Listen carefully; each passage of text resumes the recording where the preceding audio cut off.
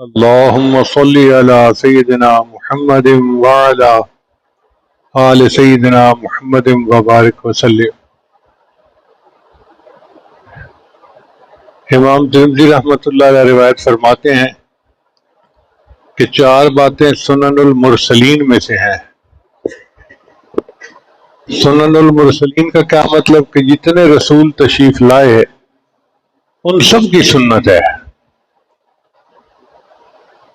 تو 4 باتیں کون سی ہیں؟ سب سے پہلا الحیا، جتنے رسول تشریف لائے سب نے باحیا زندگی گزارنے کی تعلیم دی۔ کوئی ایک بھی نہیں تھا کہ جس نے معاذ اللہ کوئی بے حیائی کی بات سکھائی ہو، سب نے حیا کی تعلیم دی۔ نبی اسلام نے فرمایا کہ ایمان اور حیا 2 ساتھی ہیں، جب ایک چلا جاتا ہے تو دوسرا بھی چلا جاتا ہے۔ تو جس بندے سے حیا چلا گیا اس کا ایمان ہی چلا گیا۔ اس لیے حیا کی اہمیت کو سمجھنے کی ضرورت ہے کہ شریعت ہمیں کتنی باحیا زندگی دیتی ہے۔ اور دوسرا التعطر، خوشبو لگانا، یعنی جتنے بھی رسول تشریف لائے سب خوشبو استعمال کرتے تھے۔ یہ جو ہے نا گندا رہنا، یہ شریعت کا حکم نہیں ہے۔ ملنگ بن کے رہنا شریعت کا حکم نہیں ہے۔ شریعت پاکیزگی کو پسند کرتی ہے۔ نبی اسلام نے فرمایا النظافۃ نصف الایمان، پاکیزگی آدھا ایمان ہے۔ تو 4 باتیں سنن المرسلین میں سے ہیں، ایک حیا، دوسرا خوشبو لگانا، اور تیسرا نکاح کرنا۔ چنانچہ نبی اسلام نے فرمایا النکاح من سنتی، نکاح میری سنت ہے۔ فمن رغب عن سنتی فلیس منی، اور جو میری سنت سے اعراض کرے گا وہ مجھ سے ہی، میرا اس سے تعلق ہی نہیں ہے۔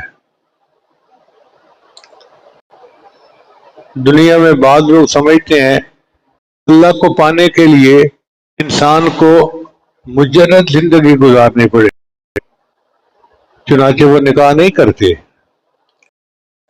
عیسائیوں میں ایسی عورتیں ہیں جو نکاح نہیں کرتی ہیں، وہ نکاح نہیں کرتے، اور وہ سمجھتے ہیں اس طرح ہمیں اللہ ملے گا۔ شریعت نے کہا ہرگز نہیں۔ اللہ کو جو راستہ وہ جنگلوں اور غاروں سے ہو کر جاتا، ان گلیوں سے جاتا ہے۔ ہم معاشرے میں رہیں، حقوق العباد حقوق اللہ دونوں کو ادا کریں تو تب اللہ ہم سے راضی ہوں گے۔ تو 4 باتیں جو یاد رکھنے کے قابل ہیں سنن المرسلین میں، ایک ہے حیا، دوسرا ہے خوشبو کا استعمال، تیسرا ہے نکاح، اور چوتھا ہے السواک، مسواک کرنا۔ یہ ایک ایسی سنت ہے کہ سب رسولوں نے اس پر عمل کیا، اور یہ ہمارے آقا حضرت محمد مصطفیٰ احمد مجتبیٰ صلی اللہ علیہ وسلم کی بھی مبارک سنت ہے۔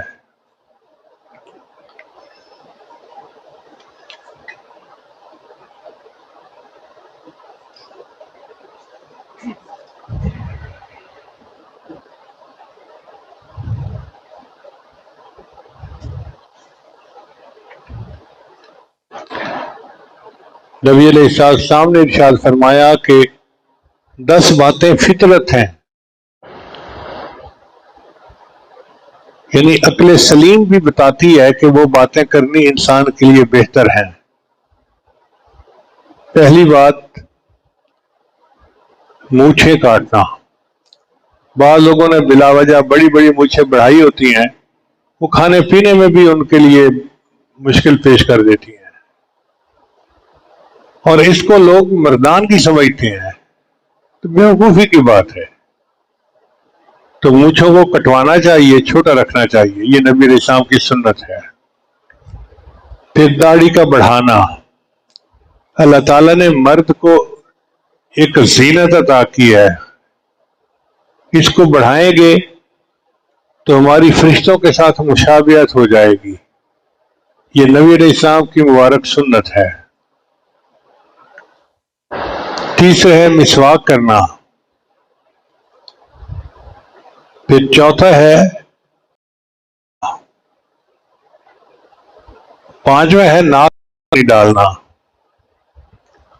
اب عام لوگ تو ناک میں پانی نہیں ڈالتے، آتی ہے جب انسان وضو کرتے ہیں نماز.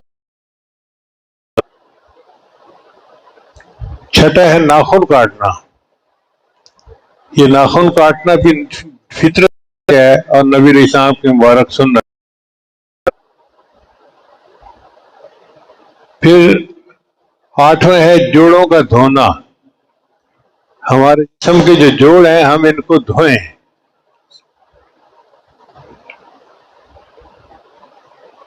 پھر بغل کے بال کاٹنا. بغل کے بعد بڑھ جاتے ہیں تو انسان کو چاہیے کہ شیو کرے اور اپنے بالوں کو صاف کرے.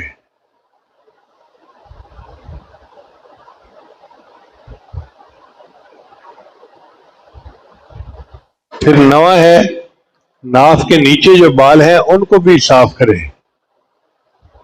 اور 10واں ہے استنجا کا کرنا. تو اگر انسان واش روم میں فراغت استعمال کرے تو پہلے ٹوائلٹ پیپر استعمال کرے. جس زمانے میں ٹوائلٹ پیپر نہیں تھا تو وہ مٹی استعمال کرتے تھے، اس لیے 1400 سال پہلے نبی علیہ السلام نے مٹی استعمال کرنے کی تعلیم دی.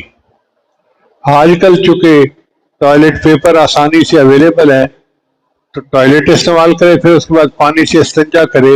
یہ 10 باتیں فطرت میں سے ہیں.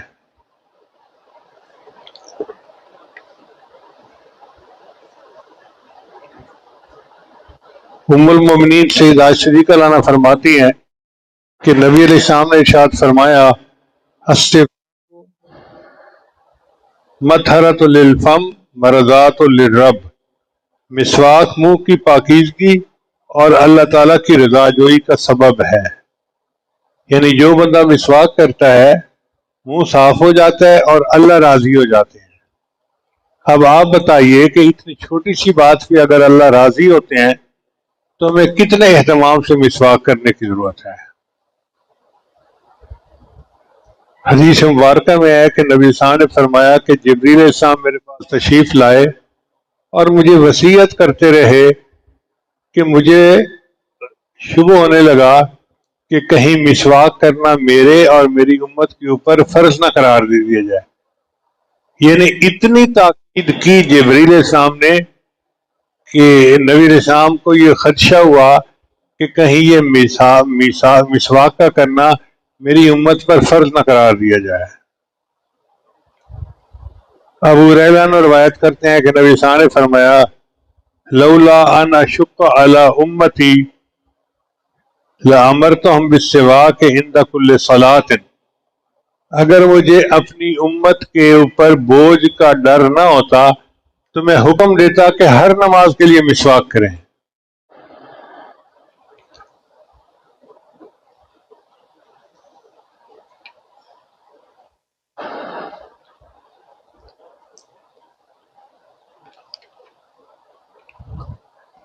نبی علیہ السلام کی مبارک زندگی کا آخری عمل مسواک کرنا. سیدہ عائشہ فرماتی ہیں کہ نبی علیہ السلام پر بخار کا غلبہ تھا جب آپ نے پردہ فرمانا تھا، اس وقت کی بات ہے، اور آپ کے اوپر بہت کمزوری تھی اور آپ میری گود میں سر رکھ کے آرام فرما رہے تھے. اس وقت میرا بھائی عبد الرحمن ملنے کے لیے آیا. یہ سیدہ عائشہ رضی اللہ عنہا کا بھائی تھا. ان کے پاس مسواک تھی تو نبی علیہ السلام اس مسواک کو بار بار دیکھ رہے تھے. اب بیوی رازدان ہوتی ہے، وہ کہتی ہیں کہ میں فوراً سمجھ گئی کہ نبی علیہ السلام مسواک کرنا چاہتے ہیں. تو میں نے پوچھا، اے اللہ کے حبیب صلی اللہ علیہ وسلم، آپ مسواک کرنا چاہتے ہیں؟ تو نبی علیہ السلام بول تو نہیں سکتے تھے، آپ نے سر ہلایا کہ ہاں. تو میں نے اپنے بھائی سے مسواک لے لیا. اب مسواک جو تھا وہ سخت تھا، کیونکہ مسواک جب شروع کیا جاتا ہے تو یہ سخت ہوتا ہے، پھر اس کو چبا کے نرم کرنا پڑتا ہے۔ تو فرماتی ہیں کہ میں نے عرض کیا ہے اللہ کے حبیب صلی اللہ علیہ وسلم، فرماتی ہیں کہ میں نے اپنے منہ میں ڈال کر اس مسواک کو نرم کیا اور اس نے اپنے لعاب کے ساتھ میرے لعاب کو آخر میں اکٹھا۔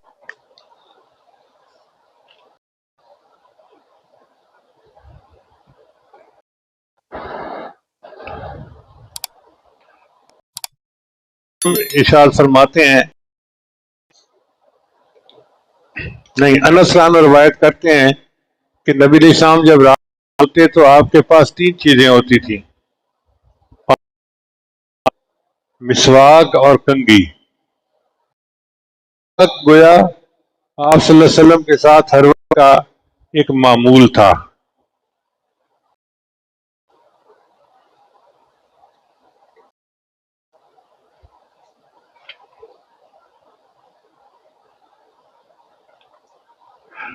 صحابہ کرام مسواک کی اتنی پابندی کرتے تھے کہ ایک مرتبہ جہاد کے وقت ان کو محسوس ہوا کہ ہمیں فتح ہونے میں رکاوٹ پیش آ رہی ہے، تو جو امیر لشکر تھے انہوں نے سوچا کہ ضرور کوئی نہ کوئی سنت ہم سے چھوٹ رہی ہے جس وجہ سے اللہ کی مدد رکی ہوئی ہے۔ تو جب غور کیا تو مسواک کی سنت چھوٹ گئی تھی، تو انہوں نے سب لوگوں کو حکم دیا کہ مسواک کریں۔ سب نے وضو کیا، مسواک کیا۔ اللہ کی شان دیکھیں کہ مسواک کی سنت کو پورا کرنے پر اللہ کی مدد اتری اور اللہ نے ان کو فتح عطا فرما دی۔ اب جہاد جیسے وقت میں جب بندے کو جان کی پڑی ہوتی ہے، اس وقت بھی اگر وہ مسواک کا اہتمام کرتے تھے تو عام اوقات میں اس کا کتنا اہتمام کرنا چاہیے۔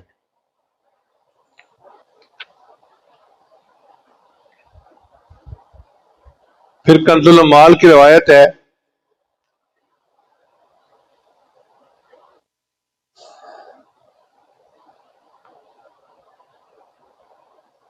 کہ جب کوئی بندہ قرآن مجید پڑھتا ہے تو فرشتے قرآن کو پسند کرتے ہیں۔ دیکھیں، جو کام میں خود نہیں کر سکتا نا، کوئی اور کرے تو مجھے بہت اچھا لگتا ہے۔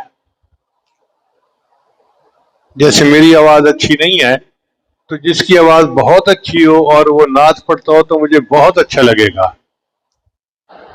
فرشتوں میں سے صرف جبریل علیہ السلام ہیں جن کو اللہ نے قرآن مجید پڑھنے کا ملکہ عطا فرمایا۔ وہ نبی علیہ السلام کے ساتھ دور کیا کرتے تھے۔ باقی فرشتے قرآن پڑھ نہیں سکتے، سن سکتے ہیں، اس لیے ان کو قرآن پڑھنے والے کے ساتھ بڑی محبت ہوتی ہے۔ لہذا جب بھی کوئی بندہ قرآن پڑھنا شروع کرتا ہے فرشتے اس کے پاس آ جاتے ہیں۔ اور جیسے آپ لوگ تو خطیب کا درس سننے کے لیے قریب آ کے بیٹھ جاتے ہیں، وہ قریب آ کے نہیں بیٹھتے، بلکہ قرآن پڑھنے والے کے قریب ہوتے رہتے ہیں فرمایا حتیٰ کہ وہ اس قاری کے لبوں کے ساتھ، یعنی قاری کو اللہ نے، قرآن پاک پڑھنے والے کو اللہ نے وہ مرتبہ دیا کہ فرشتے ہونٹ چومتے ہیں، ہونٹوں پر اپنے ہونٹ رکھ دیتے ہیں تاکہ قرآن کا نور منہ سے نکلے اور سیدھا ہم اس کو جو ہے ایبزارب کر لیں۔ اور جو بندہ مسواک نہیں کرتا تو فرشتے اس کے گرد تو رہتے ہیں مگر اس کے لبوں پر اپنے لب نہیں رکھتے۔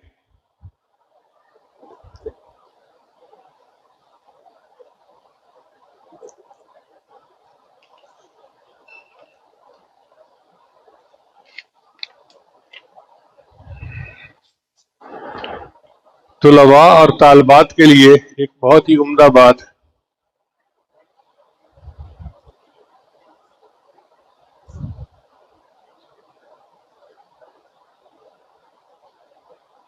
ایک صحابی نے نبی علیہ السلام سے عرض کیا، اے اللہ کے نبی وسلم، میں جو پڑھتا ہوں بھول جاتا ہوں۔ یہ ہمارے اسٹوڈنٹس کی ایک خاص شکایت ہے، کمپلینٹ ہے کہ جی ہم گھر سے یاد کر کے جاتے ہیں اور کلاس میں بھول جاتے ہیں، پیپر دیتے وقت بھول جاتے ہیں۔ تو ہمیں اس کا کوئی حل بتائیں۔ اس کا حل اللہ کے پیارے حبیب صلی اللہ علیہ وسلم نے فرمایا۔ تو نبی رسام نے فرمایا کہ اس کے لیے چند باتیں کرنے کی ضرورت ہے۔ پہلی بات، کم کھانا، یعنی مناسب کھانا۔ یہ جو ہم بسیار خوری کرتے ہیں نا، کہ اتنا زیادہ کھا لیا کہ پیٹ بھر گیا، نیند غالب آ گئی، تو پھر حافظے پہ بھی اس کا اثر پڑتا ہے۔ اور آج کل تو بعض نوجوان سیدھے سادے اصول پہ کام کرتے ہیں۔ چنانچہ ایک مولانا صاحب نے خطبہ دیا کہ بھئی پیٹ کے 3 حصے کرنے چاہیے، ایک حصہ کھانا کھانا چاہیے، ایک حصہ پانی پینا چاہیے، اور تیسرا حصہ سانس لینے کے لیے چھوڑ دینا چاہیے۔ ایک پٹھان نوجوان تھا، وہ آیا، کہنے لگا پیر مولانا آپ نے تو یہ بتایا ہے کہ ایک حصہ کھانا کھانا چاہیے، ایک حصہ پانی پینا چاہیے، اور ایک حصہ سانس کے لیے چھوڑ دینا چاہیے۔ ہاں ہے تو ایسا کتابوں میں لکھا ہوا۔ کہنے لگے ہم تو سیدھے سادے اصول پہ کام کرتے ہیں۔ وہ سیدھا سادہ اصول کیا ہے؟ کہتا ہے جتنا پیٹ میں جگہ ہوتی ہے اتنا کھانا کھا لیتے ہیں، اور جو درزیں بچ جاتی ہیں اس میں سے پانی چلا جاتا ہے، اور رہ گئی بات سانس کی، آتا ہے تو آئے، نہیں آتا تو نہ آئے۔ تو اگر کوئی طالب علم اس اصول پہ کام کرے گا تو پھر اس پر نسیان کی مرض غالب آ جائے گی۔ پھر نبی صاحب نے فرمایا دوسرا ہے کم سونا۔ 7 گھنٹے نیند علماء کہتے ہیں کہ انسان کی ضرورت ہے، ایک صحت مند انسان کی۔ اس سے کم سونا بھی نقصان دے، اس سے زیادہ سونا بھی نقصان دے۔ تو ہمیں چاہیے کہ ہم 6-7 گھنٹے سونے کی عادت بنائیں، اور جو لمبا سونا ہوتا ہے نا، جم کے سونا، اس کو چھوڑ دیں۔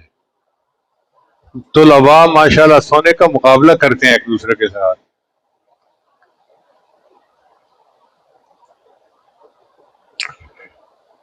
پھر تیسرا عمل قرآن مجید کی تلاوت کرنا۔ قرآن مجید انسان کے حافظے کو مضبوط کرتا ہے، بڑھاتا ہے۔ اس لیے ہم نے انجینئرنگ یونیورسٹی میں دیکھا کہ 90% وہاں کے طلباء حافظ ہوتے تھے۔ وہ اس لیے کہ حفظ کر کے ان کی یادداشت تو مضبوط ہو ہی جاتی تھی، پھر وہ جب فزکس کے جو ہے وہ لاز کا رٹا لگاتے تھے تو پھر نمبر لے جاتے تھے۔ تو قرآن مجید پڑھنے سے انسان کی یادداشت بہتر ہو جاتی ہے۔ پھر چوتھا، نماز کثرت سے پڑھنا۔ جو بندہ باقاعدگی سے 5 نمازیں پڑھے، اشراق، چاشت، اوابین پڑھے، تحیۃ الوضو، تحیۃ المسجد پڑھے، تو اس سے اس کی یادداشت بہتر ہو جاتی ہے۔ پھر ہر نماز کے لیے نیا وضو کرنا۔ ایک وضو سے بھی ہم کئی نمازیں پڑھ سکتے ہیں، مگر بہتر یہ ہے کہ ہر نماز کے لیے نیا وضو کریں، کیونکہ وضو انسان کے گناہ معاف کروا دیتا ہے اور انسان کے جسم کو ہلکا پھلکا کر دیتا ہے۔ اس کا تجربہ کر سکتے ہیں آپ۔ وضو سے پہلے انسان کی کیفیت اور ہوتی ہے، اور وضو کرنے کے بعد انسان کی کیفیت بالکل ہی بدل جاتی ہے۔ اور چھٹی چیز نبی صلی اللہ علیہ وسلم نے فرمایا کہ مسواک کرنا۔ جو بچہ باقاعدگی کے ساتھ مسواک کرے اس کی قوت حافظہ تیز ہوتی ہے اور وہ نشان کی بیماری سے بچ جاتا ہے۔ اب سوال پیدا ہوتا ہے کہ مسواک کس درخت کی ہونی چاہیے؟ تو 2 درختوں کی مسواک سنت ہے۔ ایک زیتون کا درخت، والتین، قسم ہے زیتون کی۔ زیتون کی درخت کی اللہ نے قرآن میں قسم کھائی، اس لیے ہم نے معہد میں جو چھوٹا سا باغ بنایا اس میں سب سے پہلا درخت ہم نے زیتون کا لگایا۔ یہ برکت والا درخت ہے۔ نبی اسلام زیتون کے درخت کا مسواک فرمایا کرتے تھے۔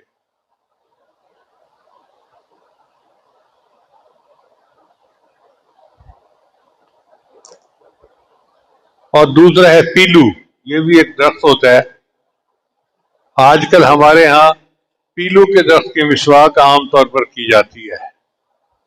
تو اکثر جو رائیونٹ سے مسواک ملتی ہے یا جماعت کے دوست کرتے ہیں وہ پیلو کی مسواک ہوتی ہے.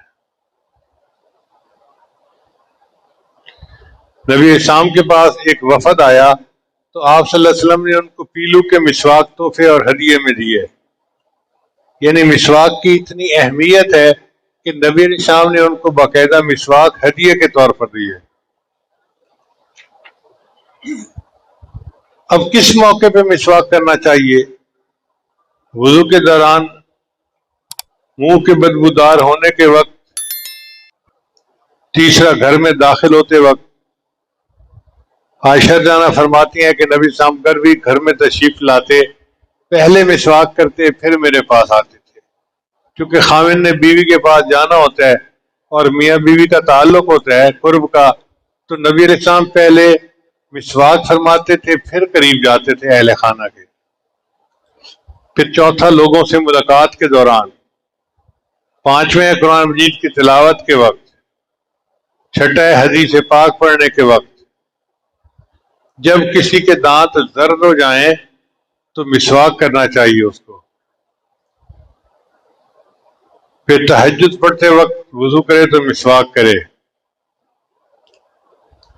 نبی اسلام جب رات کو سو کر اٹھتے تھے تو اپنے منہ کو مسواک سے صاف کرتے تھے.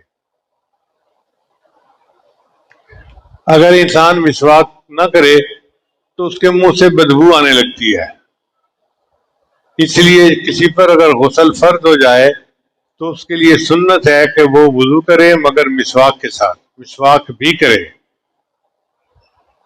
جمعہ کے دن کثرت سے مسواک کرنا بھی سنت ہے. نبی اسلام نے ارشاد فرمایا کہ جمعہ کے دن ہر بالغ مسلمان کو چاہیے کہ غسل کرے، مسواک کرے اور خوشبو لگائے. ابو ابن سواق رحم رضی اللہ عنہ فرماتے ہیں کہ ایک مرتبہ نبی صاحب جمعہ کے دن تشریف لائے تو ارشاد فرمایا، اے مسلمانوں، اللہ رب العزت نے اس دن کو تمہارے لیے عید بنایا ہے، لہذا اس دن غسل بھی کرو، خوشبو میسر ہو تو لگاؤ، اور جمعہ کے دن مسواک ضرور.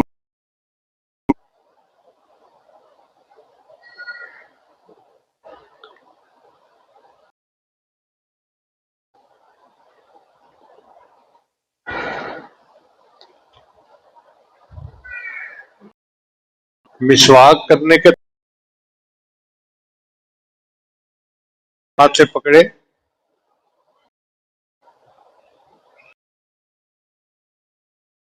یہ انگلی نیچے ہو، یہاں ہو، یہ دیکھیں، اور تین انگلیاں اوپر ہوں، یہ ہے پکڑنے کا طریقہ. اور اپنے دائیں طرف سے شروع کرے، اوپر اور نیچے اور لیفٹ اور نیچے. تو یہ مسواک کے آداب میں سے ہے. اگر مسواک کے ریشے سخت ہوں تو ان کو نرم کر لیا جائے.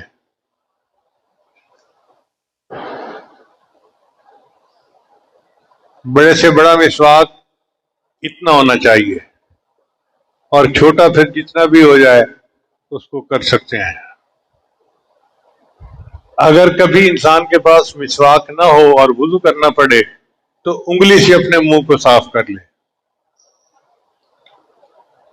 دوسرے بندے کی مسواک کو بلا اجازت استعمال نہیں کرنا چاہیے، اور اگر کوئی اجازت دے تو اس کو دھو کر استعمال کرے.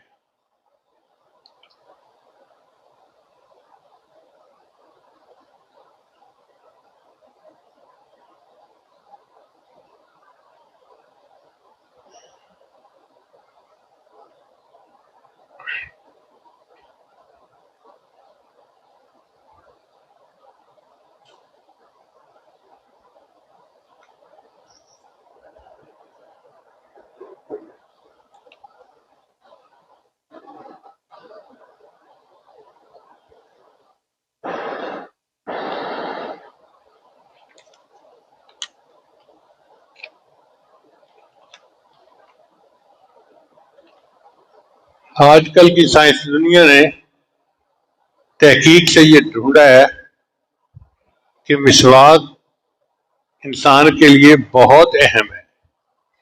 اس لیے یورپ امریکہ میں چھوٹے بچے کو اسکول سے اس کی پابندی کی تعلیم دی جاتی ہے.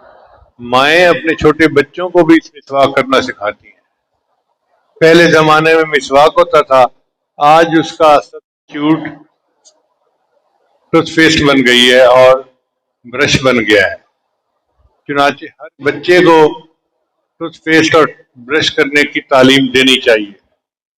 ہمارے مسلمانوں کے گھروں میں اس چیز میں بہت سستی کرتے ہیں، اسی لیے پھر اکثر بچے دانتوں کی بیماریوں کا شکار ہوتے ہیں. منہ سے بدبو آنا تو ایک بات ہے، دانت خراب ہو جاتے ہیں، کیویٹیز بن جاتی ہیں. یہ جو دانت میں کیویٹی بنتی ہے نا، سوراخ بنتے ہیں، یہ بیکٹیریا کی کمین گاہیں ہوتی ہیں. آپ سمجھیں کہ اربوں کے حساب سے بیکٹیریا اس کے اندر پناہ لیا ہوا ہوتا ہے، اور جب بندہ کوئی کھانا کھاتا ہے تو وہ نقصان دہ بیکٹیریا انسان کے معدے میں چلا جاتا ہے اور بیماریوں کا سبب بنتا ہے. ہم پتہ نہیں کتنی بیماریوں کا علاج کرتے پھرتے ہیں اور بنیاد اس کی منہ کی صفائی نہ کرنا ہوتا ہے.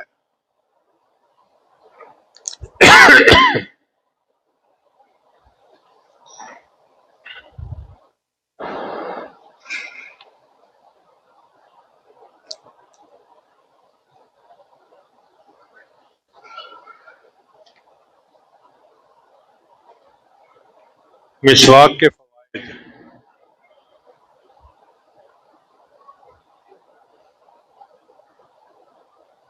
انہ شفاء لما دون الموت. نبی اسلام نے فرمایا کہ مسواک میں موت کے سوا ہر بیماری کی شفا موجود ہے.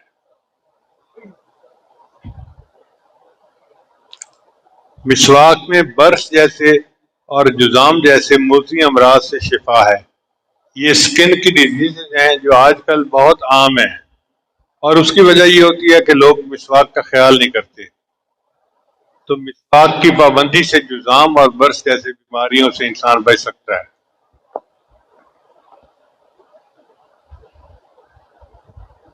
یبتیو بالسیب. جلدی بڑھاپا طاری نہیں کرتا. مسواک کرنے والا بندہ جوان رہتا ہے، اس پر جلدی بڑھاپا نہیں آتا. وَيُحِدُّ الْبَصَرَ. نظر کو تیز کر دیتا ہے. یسرع فی المشی علی الصراط. مسواک کرنا پل صراط کے اوپر چلنا آسان کر دیتا ہے. دنیا کے فائدے اپنی جگہ، اخروی فائدے دیکھیے کہ مسواک کی پابندی سے قیامت کے دن پل صراط سے چلنا بندے کے لیے آسان ہوگا. مطہرۃ للفم. منہ کو صاف کر دیتا ہے. مرضات للرب. رب کو راضی کر دیتا ہے. مفرحۃ للملائکہ. فرشتوں کو خوش کر دیتا ہے. تبھی تو وہ منہ کے اوپر اپنا منہ رکھ دیتے ہیں، اس لیے کہ مسواک کرنے سے ان کو خوشی ہوتی ہے. محلات للبصر. آنکھوں میں جلا بخشتا ہے، چمک پیدا کرتا ہے.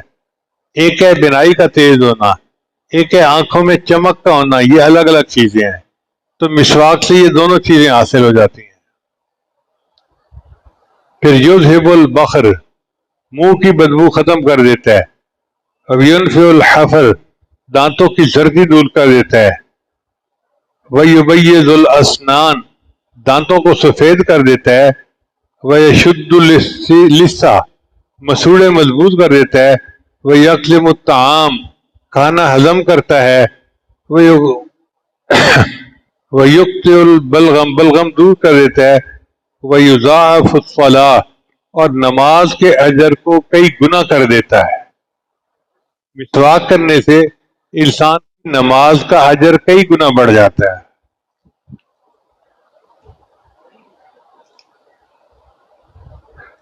وَيُطَهِّرُ طَرِيقُ الْقُرْآنِ. اور جس منہ سے انسان قرآن پڑھتا ہے اس کو پاک کر دیتا ہے، صاف کر دیتا ہے. وَيَزِيدُ فِي الْفَصَاحَةِ. فصاحت و بلاغت کو زیادہ کر دیتا ہے.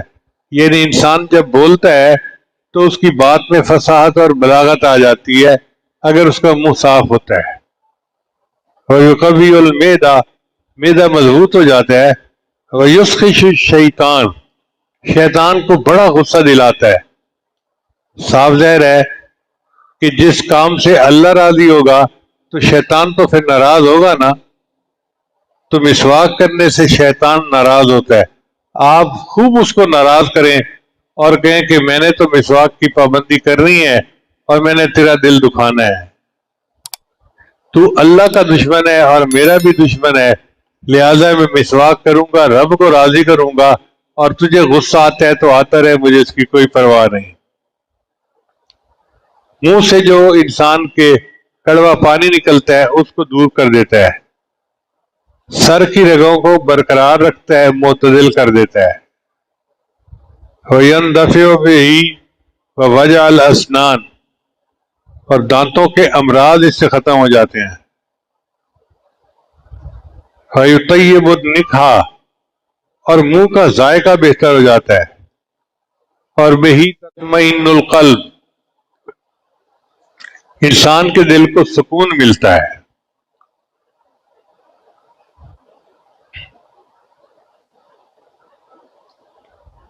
ام المومنین سیدہ صدیقہ روایت کرتی ہیں کہ نبی اسلام نے ارشاد فرمایا کہ 2 رکعت بغیر مسواک کے پڑھنا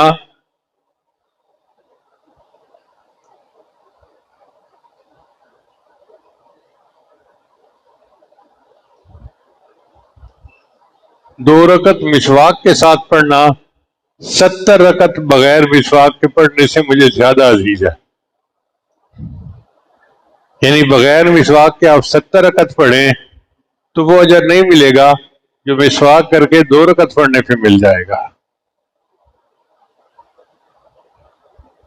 پھر اتباع جمیل انبیاء علیہ السلام، تمام انبیاء کی سنت ہے اور سید المرسلین کی بھی سنت ہے. یذہب السیئات، گناہوں کو دور کر دیتا ہے. اب بتائیے، چھوٹا سا عمل ہے مسواک کرنا اور اس سے گناہ انسان کے دھل جاتے ہیں.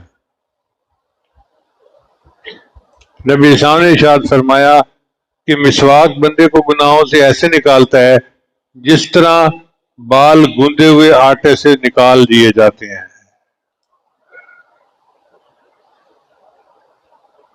وَيَزِيدُ الْحَسَنَاتِ، اور مسواک انسان کی نیکیوں کو بڑھا دیتا ہے. یُبْعِدُ الشیطان، شیطان کو دور کر دیتا ہے. يُنْجِئُ مِنْ 72 بلا، 72 بلاؤں سے انسان کو محفوظ کر دیتا ہے. اب آپ بتائیے کہ مسواک کا کرنا اتنا بڑا عمل ہے کہ 72 بلائیں انسان کے اوپر سے ٹل جاتی ہیں. یورث الغنا، انسان کے اندر غنا پیدا کر دیتا ہے.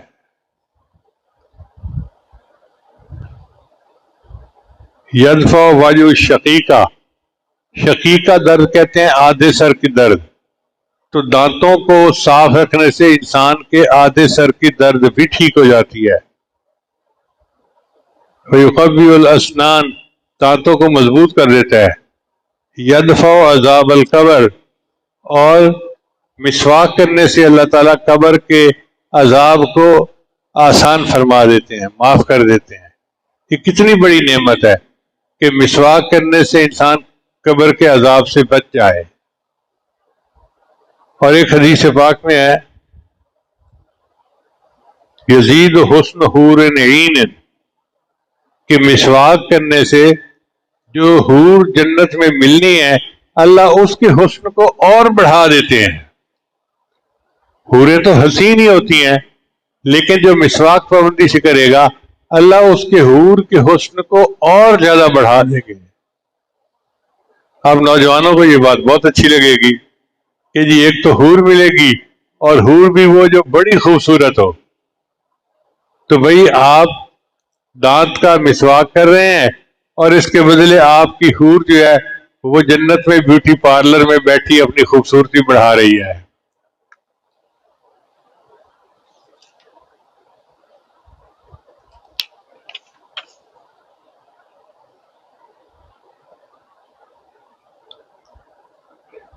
ینور القبر،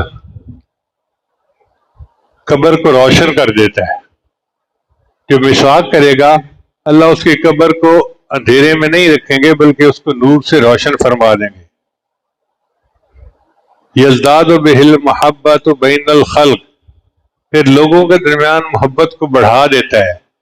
اس لیے جو میاں بیوی مسواک کے عادی ہوتے ہیں ان کے درمیان محبت زیادہ ہوتی ہے. اور کئی دفعہ میاں بیوی کے درمیان نفرت کا بنیادی سبب ان کے منہ کا صاف نہ کرنا ہے. کیونکہ میاں بیوی کا بہت قرب کا تعلق ہے. اگر ایک کے منہ سے بدبو آ رہی ہو تو وہ کتنا ہی خوبصورت ہو تو دوسرے بندے کا دل اس سے اچاٹ ہو جاتا ہے، نفرت کرنے لگتا ہے. تو یہ کتنا اہم ہے کہ انسان پابندی کے ساتھ مسواک کرے تاکہ میاں بیوی کی محبت بڑھ جائے.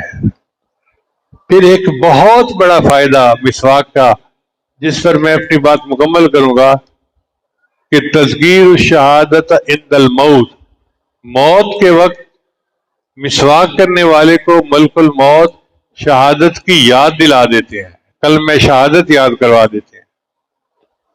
اب یہ کتنی بڑی بات ہے کہ ملک الموت جب ایسے بندے کے پاس آتے ہیں جو پابندی سے مسواک کرنے والا ہو، شیطان کو مار کے وہ بھگا دیتے ہیں اور اس کو بتا دیتے ہیں کہ میں آپ کی روح قبض کرنے کے لیے آیا ہوں، کلمہ پڑھ لو. اللہ اکبر کبیرہ. اللہ تعالی ہمیں مسواک کی پابندی کرنے کی توفیق عطا فرمائے، جسمانی بیماریوں سے بچائے، روحانی بیماریوں سے بھی بچائے، اور ہمیں نبی علیہ السلام کی سنت کو زندہ کرنے والا بنائے. نبی علیہ السلام نے فرمایا من احب سنتی فقد احبنی، جس نے میری سنت پر محبت کی اس نے میرے ساتھ محبت کی. ومن احبنی کان معی فی الجنہ، اور جو میرے ساتھ محبت کرے گا وہ جنت میں میرے ساتھ ہوگا. ایک حدیث میں نبی علیہ السلام نے فرمایا کہ جس نے میری مردہ سنت کو زندہ کیا فلہ اجر مئات شہید، اللہ اس کو 100 شہیدوں کا ثواب عطا فرماتے ہیں. اب بتائیے شہادت کا مرتبہ پانے کے لیے بندے کو قربانی دینی پڑتی ہے، ماں باپ سے جدا، بیوی بچوں سے جدا، دنیا سے گیا، اور پھر جا کے اس کو شہادت ملتی ہے. اور مسواک کرنے سے اللہ تعالیٰ اس کو 70 شہداء کے برابر درجہ عطا فرما دیتے ہیں. لہذا دعا ہے کہ اللہ تعالیٰ ہمیں نبی اسلام کی اس مبارک سنت کو زندہ کرنے کی توفیق عطا فرمائے.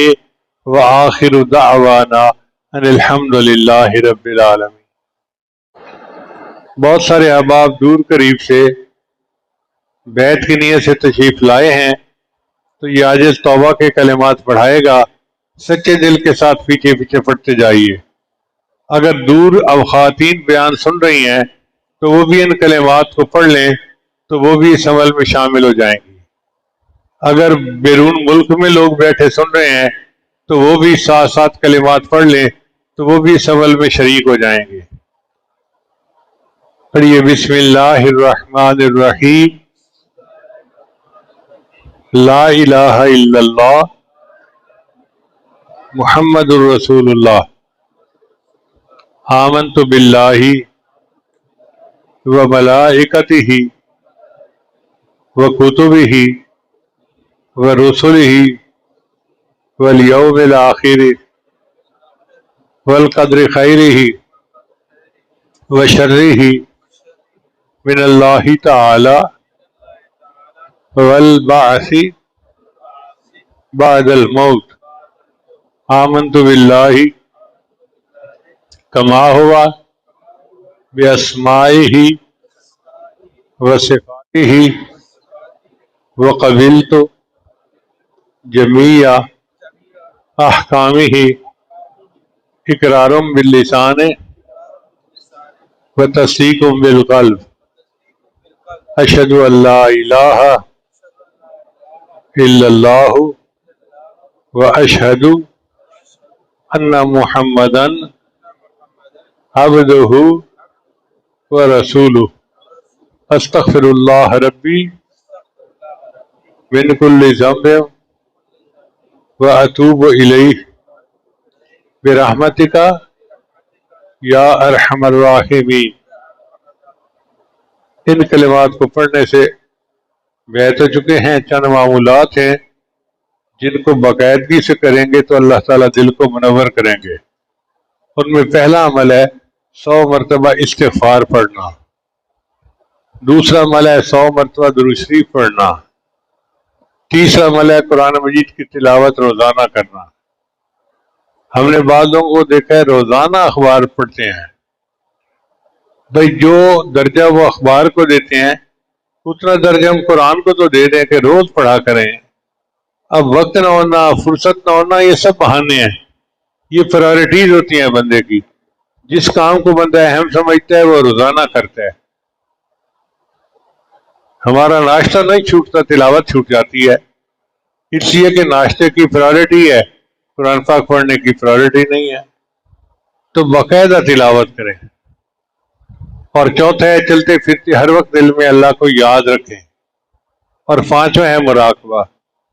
مراقبے کا طریقہ بڑا آسان ہے، جب نماز پڑھ کے فارغ ہوں تو اللہ کی طرف متوجہ ہو کے بیٹھ جائیں کہ اللہ کی رحمت آ رہی ہے، میرے دل میں سما رہی ہے، میرے دل کی ظلمت اور سیاہی دور ہو رہی ہے، اور میرا دل اللہ اللہ اللہ کہہ رہا ہے۔